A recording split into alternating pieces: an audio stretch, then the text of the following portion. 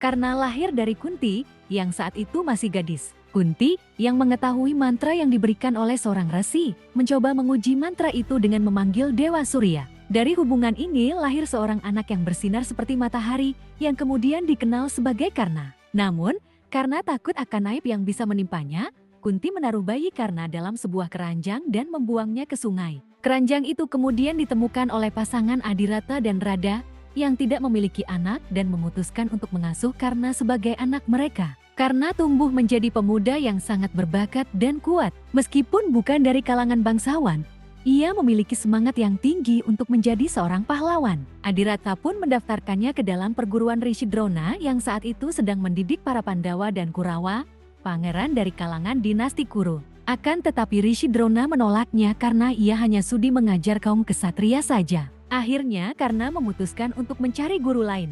Ia menyamar menjadi seorang Brahmana agar mendapatkan pendidikan dari Parashurama, seorang Brahmana kesatria yang hanya mau menerima murid dari golongan Brahmana. Namun, takdirnya berbalik buruk ketika Parashurama mengetahui bahwa Karna bukanlah Brahmana, melainkan seorang satria. Dalam kemarahan, Parashurama mengutuk Karna bahwa ia akan melupakan segala ilmu perang yang ia pelajari pada saat yang paling krusial. Meskipun demikian, Karna tetap menjadi satria yang hebat, bahkan dikenal karena kemampuan menembakkan panahnya yang tak tertandingi. Karna juga terkenal karena kesetiaannya terhadap Duryodhana, putra tertua dari Dhritarashtra, yang kelak menjadi musuh besar Pandawa. Karna awalnya bertemu dengan Duryodhana ketika Pandawa dan Kurawa sedang dalam suatu pertandingan yang melibatkan keahlian memanah. Karna, yang saat itu tidak dikenal banyak orang, menjadi penantang Arjuna dalam kompetisi memanah. Namun, karena ia berasal dari keluarga yang tidak dihormati, karena dihina oleh para kesatria Pandawa dan Kurawa.